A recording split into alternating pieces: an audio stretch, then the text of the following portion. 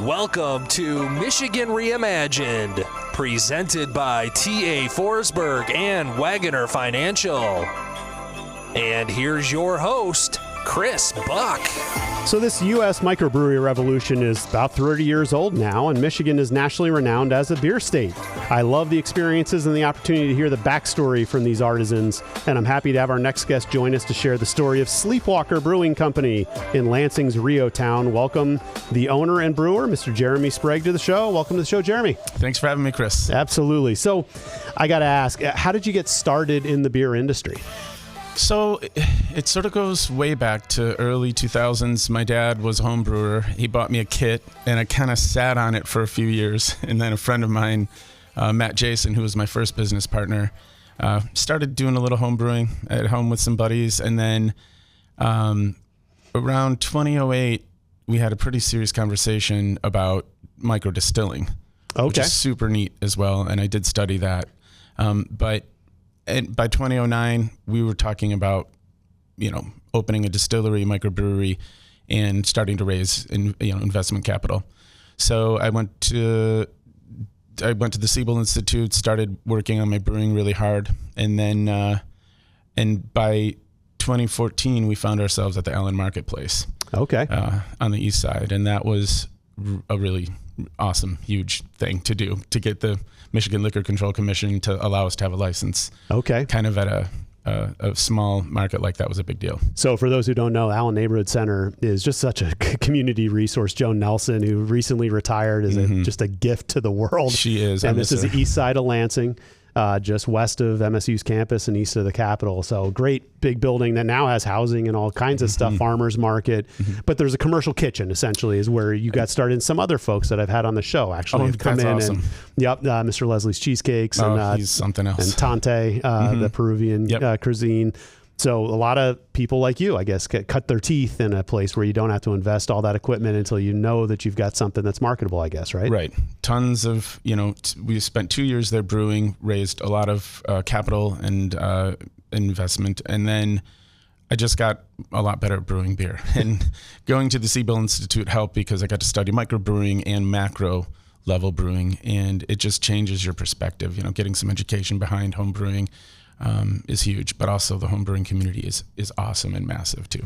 Well, let's talk about that for a second. So do most brewery owners attend or have their brewers attend a formal curriculum like that? Or is that necessary? Or do people just sometimes homebrew, get the recipes together and learn how to scale it and just go for it? I think there are people who do that. I think that you will find it invaluable to go and do something more formal, to really push yourself to understand how to clean things and how to sanitize and how to constantly evolve with that work. Okay. I think Eagle Monk just sent Cameron to UC Davis or something out in California. And it's just whenever people come back from one of these programs, they are different and they look at brewing through a different lens. And I think that's super important because brewing is awesome and it is a blast. And I think there should be some looseness to it when you're writing your recipes and having fun, especially as a home brewer. But at some point, it's time to get pretty serious and learn how to take care of the beer from its inception to the glass. And that's a long journey. Right. So, yeah. Where is that? The Siebel? Am I saying that right? Yeah, Siebel Institute. So I did a 3-month online course and they're out of Chicago. And I don't know if they're still connected to Goose Island, but we had the option of kind of going for 2 weeks and being away from our wife and kids, or doing 3 months online and having like massive essay questions, tests, exams every week. And so we chose that. There's obviously some online kind of work that we did with people in Germany and in Canada, and that was really valuable too. And it was a really great experience for me. Changed a lot of things that I was doing. So. Got it. Okay. Yeah. So was it Allen Neighborhood Center where you first started selling to the public? It is. And was it beer or was it was beer. Distiller? Okay. Because you talked about distilling too. So we because we love Joan and we were, we'd go to the farmer's market very much almost every week, it seemed at times. And so I just said, what if I talked to Joan and said, because it's a business incubator, right? The Allen Marketplace portion of that building was at the time, and it still really is. And so I pitched it to Joan, and then I made some calls to liquor control, and they came down and visited, and we were going to lease this 20-foot by 10-foot section right off the kitchen, so we could lock the door to keep the alcohol away from as it's being created. Makes sense. Yep. You kind of make a sugar water at first, a grain sugar cereal water, and that's all that we did in the kitchen. There's no yeast pitching in the kitchen. We did it all in our private spot, which was fully licensed microbrewery, believe it or not. 10-foot by 20-foot, and I'm not really ashamed to admit we were fermenting in Tractor Supply buckets with airlocks. So it was pretty crazy. But some of the beer was just great. We were real careful. So did you start with a specific style, or do you have is there a beer that started it all? It's wild. I think at the time, and even as a home brewer, big IPA fans, we want to jump in and dig into those super bitter, fun, fruity beers. And so I'm sure some IPAs were in the beginning, for sure. But then I kind of, did some wheats, did some sort of standard microbrews, and then really jumped into Belgian beers. And that, for me, like reading about monastic brewing, and which is just fascinating. These people have been doing this stuff for hundreds and forever. Right. So for me, I got into the Belgian stuff, and that was cool. But again, as time goes on, you got to figure out how, think about your audience. You need to think about, what is going to keep the revenue coming in and making people happy. And so that's sort of the Belgian stuff I'm still doing every year, Belgian wit, other things, but my higher gravity crazy, like monastic Belgian cuckoo beers are sort of something that I don't do as much. But I have a kind of a French Belgian Saison just about to come out of the fermenter. And so I'm still very much there, but maybe a little lighter, not too crazy. Okay. But make people happy. That's my goal. So how does a person like you determine that you're ready to go for brick and mortar freestanding as opposed to being in this test kitchen? Well, I spent a lot of time at the SBDC since 2011 or 2010, working with consultants there, considering really doing market research. At the time, the market was still wide open for Sleepwalker. But so we, 2014 to 2016, we raised a considerable amount of money through investors, and we were already ready to rock. But I think that you have to have the plan, and you have to do some homework. I am not, my business savvy or my business acumen has certainly improved, but you're still dealing with crazy market conditions and things that are sort of everyday stuff. Every week, every year, things can change. But we definitely reached a point where my brewing was, had improved immensely, and we had raised the capital, and we'd done the homework. We had a real business plan, and we were ready to roll. So I think it's not just, you don't listen to other people. You do. You need the feedback. You want people to say, hey, you're doing great. You need to do this. And that's encouraging as all get out. But having the business plan and knowing if all along the way it feels good and it feels right. And in the end, Chris, you're going to be crazy and take a chance and pull out a loan. And you're gonna do something that maybe is kind of crazy. Right on. Well, it's a perfect time to give a nod to one of my favorite sponsors. Are you ready to make a smart financial decision? Wagner Financial offers proven processes for financial transformation, empowering individuals at all stages. Whether you're just starting out, nearing retirement, or anywhere in between, or maybe opening a business, stop feeling unsure about your financial path. Wagner Financial can help you undergo a financial transformation. Schedule a consultation today with our team at Wagner Financial by going to wagner-financial.com or call 517-853-3367.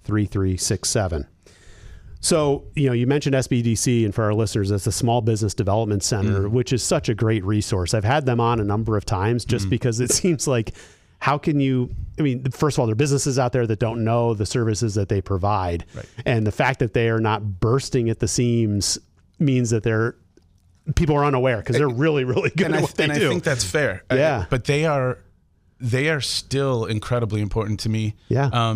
There's just so much that I've learned and gained through all of the people there. Obviously, Tom Donaldson. It's such a valuable resource. And also, when you're thinking about taking that crazy plunge and opening a business and taking out a loan or doing whatever, taking on investors, it's like the SBDC can also kind of, peel back the curtain and show you, maybe this isn't the best time to do this, or maybe you're right on track and everything is lining up, right? Right. Or based on the numbers, this is about what you probably should spend in rent, and you don't want to get in over your head, or those kinds of things. All of it. And that's what I think was great about CBDC from point. Everything in the alphabet is in your business plan when you do it through them. Got it. Well, you checked on, or you decided to pull the trigger on REO Town. What made you decide to do that? It's a great part of Lansing if you haven't been. Yeah, I obviously feel like a lifer there now. I love REO Town. We were doing events there, like vacant Lansings that they used to do at buildings that were not defunct but sort of empty, and we would bring beer just to sample. We weren't selling it, but we'd bring a couple of kegs. We'd hang out with people there, and we always loved that part of town. And then my friend Ryan and Hillary and AJ bought this building. Actually, my friend Dan, who owns Wheelhouse Studio with his wife Abby, they bought these two buildings and they started working on them, and it was like just perfect timing. So we started working on the buildings with them, and we started to include 1101 South Washington Avenue into the business plan. And that's what we did. And it was white boxed. It was a dental laboratory. It was crazy. And it's really pretty now. So yeah, it is. And we'll talk about that in a second. So when did you open? So we opened on October 23rd, 2019. Okay. 4.5 months before the global pandemic, and that was a crazy ride. Still is kind of a crazy ride, but so that's when we opened, and it was interesting. So where I'd love to go next is you've mentioned the decor, white box, and being a dental lab is not sexy, but what it is now is really special. So we're going to try to do this over the radio, or the waves without visual that we can show people. But I want to talk about the space, and I want to talk about your offerings. So let's talk about the space too, the decor and the story behind it, and how you chose to decorate, essentially. Talk about what's the theme there, and how'd you come up with that? So, when we started working on the building, obviously it was white boxed, very sterile. And I started a vision board with my buddy Ryan, and I said, you can look at Sleepwalker through the lens of fantasy, like dreaming. And that's the way I used to look at it. But then I said, you could look at it through the lens of psychology, right? As a psychological malady. And so we chose psychology, and so Ryan brought in the interpretation of dreams, which is still kind of fantasy-ish, but it's obviously Sigmund Freud. And so we basically just started thinking, what would his office look like? It would look very academic, right? And it would look, and I had a bunch of friends who went to Harvard, so I got to hang out in some of their buildings, and I love that sort of academic aesthetic. We also wanted something a little more effeminate and not quite so steel, wood, industrial. I love industrial breweries. They're awesome, but I've seen 1,000 of them. And we want to do something different, a little more warm. We do not have televisions at Sleepwalker. Occasionally, like once or twice a year, we may put on a movie or something, but it's a place for people. It's super warm inside, dark wood. We have antique beer taps in there, mushroom beer taps, and it's a place where people can really come and communicate. And it is interesting. I get to see people I know who are really loud and really whatever, but if they come there with another group of people, they're just focused on each other. Phones are away. They're just chilling out. Right. And enjoying the food and the beer. And that all struck me, which is something that I've really appreciated about your space, and the bookshelves and just things to look around at, but it is conversational. A lot of places, my wife's like, she's, we're not young anymore, but she's like, I can't go to places that are too loud. Yeah. I'm just tired of yelling to have a conversation. Can we go somewhere where I can actually talk to people? Right. Instead of having my husband lost in the TV screen. Oh, yeah. or having to shout to people. So agreed. Gives you that space. Mm-hmm. So you mentioned distilling. So obviously we've talked beer. Mm-hmm. You do distilling though too, right? You've got your own liquors? We do. But the thing with us is we are so small that we have not been able to grow into distilling.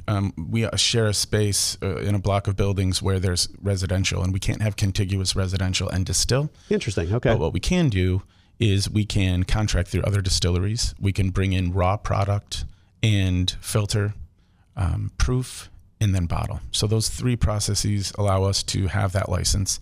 And so now we get to play with liquors. Ryan is on the liquor side, and he just loves. He has to travel for work, so he makes the craziest drinks. So, and the staff as well come up with some really delicious, crazy fun drinks. So.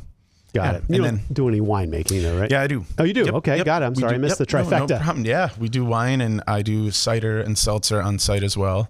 Started making seltzer like 10 days before we opened in 2019, and it's a good thing that I did, because that is now a huge part of the kind of alcohol world. Right. We'll talk about that, because the way you make it is unique. I almost equate it to an alcoholic Starbucks, right? Because you have the raw product, but then you have all the flavorings that you can add. And so with the liquor side? Yeah. So the seltzer side. Or the seltzer side and even the cider side is, instead of me chasing, what flavor of the month is popular, I thought, what if I do a base seltzer? And that way, our employees can work with customers on what they like. We keep about 20 to 30 different Monin bottles, which are Italian syrups, and they're really tons of delicious flavors. People get to just get a squirt or two in their seltzer, and they're all set. Right. And they also can do combinations, and so that's why I do straight base, and then I'm not guessing what someone will like. I thought that was revolutionary. I've never seen that anywhere. So it's essentially, for listeners, and I'll butcher it, so clean me up if I do it wrong, but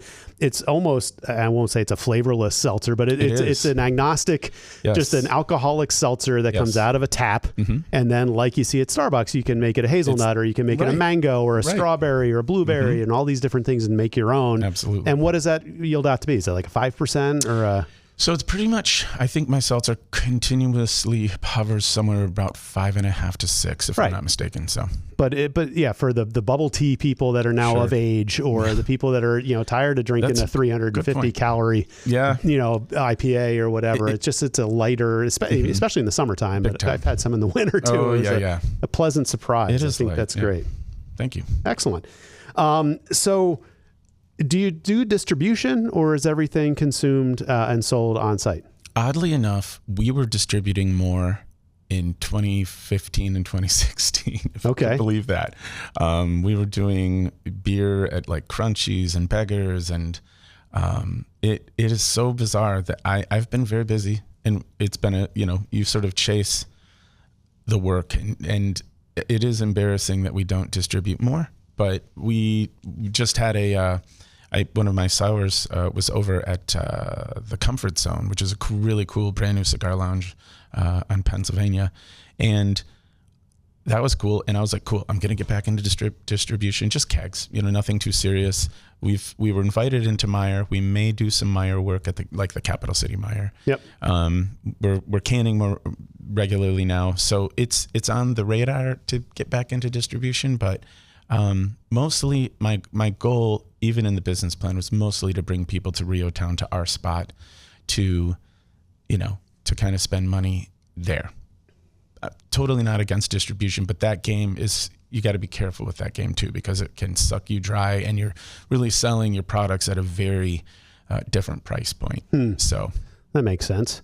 I'm going to pause here and talk about the folks over at Triterra Environmental. Triterra is a leading environmental consulting firm and one of Sleepwalker's neighbors, headquartered in Lansing, Michigan, with staff around the state to serve your brownfield development, environmental consulting, and natural resource management needs. Since 2008, Triterra has been successful advising a wide range of organizations to implement solutions to complex environmental challenges. If you are a business, a developer, a property owner, lending institution, attorney, or governmental entity looking for a solution and you want prompt and timely service, do not hesitate to contact my friends at Triterra. Led by CEO and visionary Don McNabb and his team, JP Buckingham and David Van Haren, and supported by dozens of technical experts, you can't miss by calling Triterra at 517-702-0470, or check them out at triterra.us.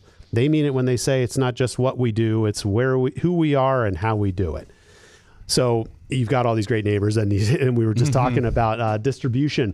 So, I guess there's good and bad in all of it. It seems like you could have invisible sales almost coming in, where the front end doesn't need to cover all your expenses. But this year is definitely going to be much more of getting back to some distribution. And we were not in heavy distribution back in 2015, 2016, but it's fun to be at restaurants that you love. Right. And I think that even at the REO Town pub, I was talking to one of the owners, and he's like, why do you not, I wrote REO Town IPA, which is probably one of our most popular selling beers, for that bar many years ago, before Sleepwalker was even open. And so it's like, yeah, some of it's no brainer. It's time to like get back into a few places that we love and they love us. And so I think that it's a select distribution. Well, sure. And that's not going to like tap me out for like so brewing and yeah, exactly. Pun intended. But yeah, so I think we'll get more into that in the next month or so. Makes a lot of sense. Yeah. Talk about food. I want to wrap up with your food offerings, Sure. also creative stuff. Yeah. The joke is, I was opening a microbrewery, not a restaurant, but really, we did open a restaurant, and I'm so grateful to all of our customers for making that a part of what I do every day. I didn't expect it. We opened with a very small kitchen, and Sleepwalker's a kind of a nice, intimate little spot. But, but the kitchen, it is a busy kitchen, and we worked really, really hard on the pizzas. We all, the core team, we have a lot of opinions about the food, but I love how we all come together and we stretch our imaginations and we stretch the boundaries of the kitchen, and our pizzas are just really, really tasty. We kind of have this core group of pizzas, and I'm surprised, like last weekend, we had so many, you have margarita pizzas going out like crazy. And that's a very simple, basic pizza with just sauce, fresh mozzarella, and fresh basil. Right. And I always think, why are so many of these going out, meaning out the door being sold? Yep. And I think, gosh, maybe they love the sauce. Maybe they love the dough, because that's a pizza. You can go anywhere in the world and get one of those. And I'm always kind of excited to see how many of those move. And the other, dill pizza's delicious. We have sandwiches, we have salads, and then we'll do sometimes special events. We're probably bringing brunch back within the next 2 to 3 weeks, I hope. So, yeah, so that's fun as well. Awesome. Well, we've been having a great conversation with the owner and brewer of Sleepwalker Brewing in Lansing's REO Town, Mr. Jeremy Sprague. Jeremy, how can people learn more? Website, social handle? I would imagine you've got your branding folks out there. Yeah, you can always go find us on Facebook, Instagram, and drinksleepwalker.com. You can go there for menu. You can plenty of photos of delicious food, delicious beer, great wine. And cocktails, and I always say it's one of the nicest places to have a conversation, and also it's one of the prettiest urban sunsets in Lansing. Fantastic. We have a great patio. So awesome. Well, thanks for joining me here today, Jeremy Sprague from Sleepwalker Brewing Company. And I'd also love to give a final shout out to my loyal sponsors: Forsberg Real Estate, Wagoner Financial, Triterra Environmental, Good Marketing, and the attorneys at Foster Swift and Keller Williams Advantage and Team, Mr. Chris Silker, making it happen. These are great people worth the call. And if you found this show as a one-off, I'd like to remind you to follow and subscribe Michigan Reimagined on YouTube, Facebook, Apple Podcasts, Google Podcasts, Spotify, iHeartRadio, and anywhere else you find your podcasts. This is Chris Buck. Thanks for listening to Michigan Reimagined.